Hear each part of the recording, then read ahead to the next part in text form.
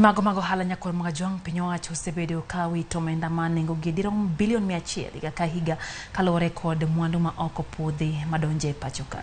Jatatije bad migao makedo kod mwandu ma ok opuodhi Dr. Ramogi olero ni atamalo 80 mag mwandu ma ok opuodhi ma use pacho ka wuok e pinje ma oko ka osingo kenge mag kedo kod mwandugo moko kuomgi keto ngima oganda kamarach.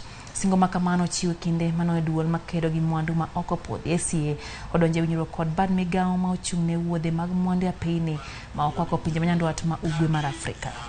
80% zinakuwa ni bidhaa gushi.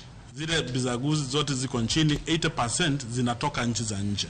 Tunasema kwamba tunaenda mahali watu ambao wanaagiza, the importers, wale wanaoagiza hizo bidhaa kutoka nchi za nje, tunaambia wakuje na wa register, wajiandikishe na shirika letu, na wakati wanapojiandikisha tunaweza kujua kwamba hii bidhaa ambao unaiagiza, tuseme kutoka ughaibuni, nchi fulani, inafaa, does it meet certain standards? We have just signed a memorandum of understanding between the two institutions, Northern Corridor Transit and Transport Coordination Authority and Anti-Counterfeit Authority.